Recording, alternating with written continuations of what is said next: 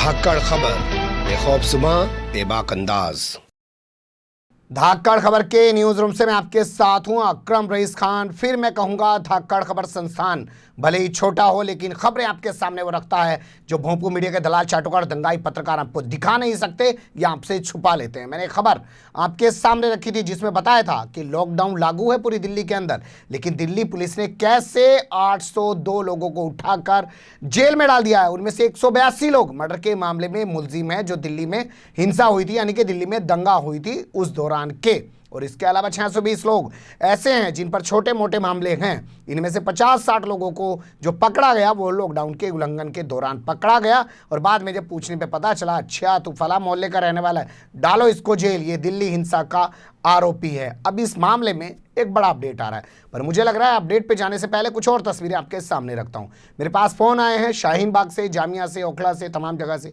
वहां से पुलिस बड़ी तादाद में लोगों की गिरफ्तारी कर रही है और उन लोगों को चुन चुन के निशाना बनाया जा रहा है जो नागरिकता कानून यानी कि CAA के विरोध में शाहीन बाग में धरना प्रदर्शन कर रहे थे। इसी तरीके से दिल्ली के अलग अलग इलाकों में गिरफ्तारियां की जा रही हैं। जहां जहां पे भी दिल्ली में आपको बता दें 9 ऐसी जगहें थी जहां पे इस तरीके के प्रोटेस्ट चल रहे थे। अब चलते हैं उत्तर प्रदेश, मुरादाबाद से कल कई फोन हमारे पास आए कि वहां पे एक महिला 2 पुलिस वालों के साथ घूम रही है और घर घर घूम के वो डिटेल डाटा बना रही है। बताया जा रहा है वहां से भी बड़े स्तर पर लोगों को गिरफ्तार करने का सिलसिला शुरू कर दिया गया है।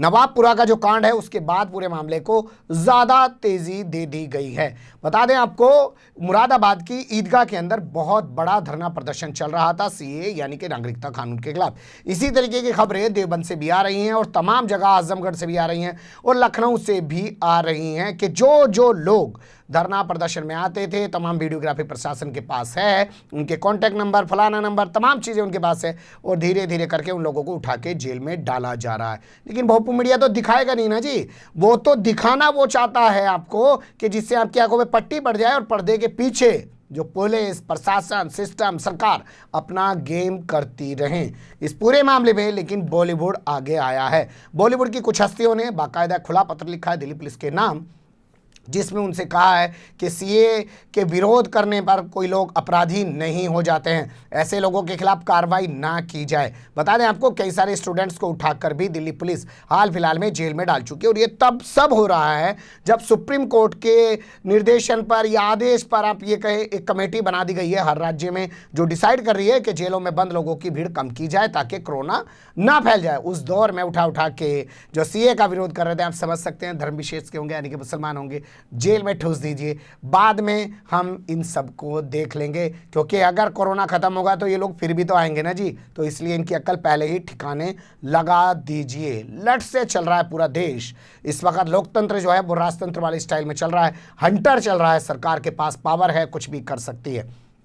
किन किन लोगों ने पत्र लिखा है थोड़ा उनसे मैं आपको रूबरू करा देता हूं। हालांकि पत्र की बात करने से पहले मुझे लगता है ये चीज़ आप अपने दिमाग में बिठा लीजिए, ये तो पत्र लिखने वाले 20-30 लोग हैं। शाम तक देखिएगा जो मोदी समर्थित हैं, जो RSS BJP समर्थित हैं या जो भोंपू मीडिया के दलाल चाटुकार पत्रकारों के संपर्क में हैं, वो सैकड़ों की तादाद में बॉलीवुड वाले पत्र लिख देंगे कि दिल्ली पुलिस सही कर रही है जी, होना चाहिए जी, दिल्ली पुलिस पर सवाल खड़ा करना गलत है। आपने हमेशा देखा होगा सेना के कुछ पूर्व रिटायर्ड जवान अगर पत्र लिख देते हैं तो उनके मुकाबले सैकड़ों लिख देते हैं, बॉलीवुड वाले कुछ लिखते हैं तो उनके मुकाबले सैकड़ों लिख देते हैं। इसी तरीके से कुछ लेखक लिखते हैं तो उनके मुकाबले सैकड़ों लेखक खड़े हो जाते हैं। ये एक ट्रेंड हो रहा है, ये भारतीय जनता पार्टी RSS का चरित्र है।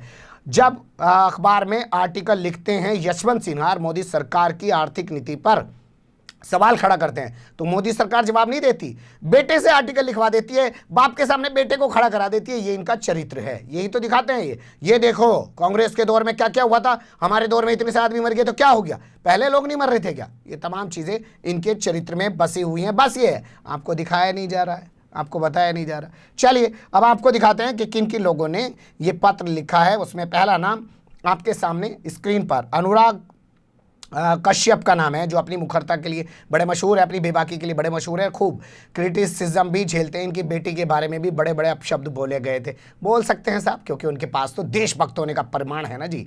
अगला नाम विशाल भारद्वाज, इसी तरीके से नंदिता दास, वैसे हमारी जो मैनेजिंग एडिटर हैं उनका नाम नंदिता झा है, और नंदिता नाम मैं देखता हूँ बहुत कम होता है, लेकिन जिसका भी होता है ये पर्सनैलिटी बड़ी यूनिक होती हैं। मैंने महसूस किया, आप लोग क्या कहते हैं बताइएगा।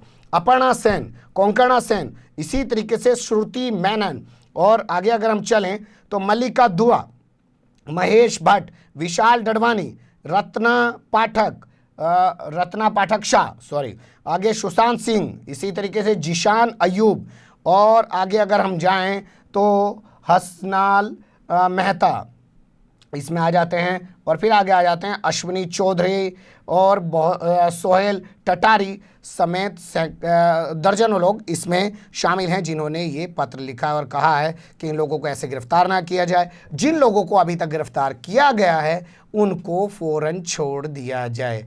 लेकिन मैंने जो बताया, इस लेटर के जवाब में दूसरा लेटर आने वाला है, उसका इंतज़ार करिए। उसी को लेके भोंपू मीडिया के दलाल चाटुकार पत्रकार आपके बीच में आएंगे कि ये देखिए मोदी जी के काम की, सरकार के काम की ये लोग सराहना कर रहे हैं, वो लोग देशद्रोही हैं जो सवाल उठा रहे हैं। बने रहिएगा धाकड़ खबर के साथ में। फिलहाल कमेंट्स के रूप में आप लोग अपनी राय दे सकते हैं, खबर को लाइक कर सकते हैं, चैनल को सब्सक्राइब कर सकते हैं और ज़्यादा से ज़्यादा हमारी खबरों को शेयर कर सकते हैं। फिर ऐसे ही किसी सुलगते हुए उलझते मुद्दे लेकर मैं आपके सामने हूँगा हाजिर। फिलहाल अभी मुझे दें इजाज़त।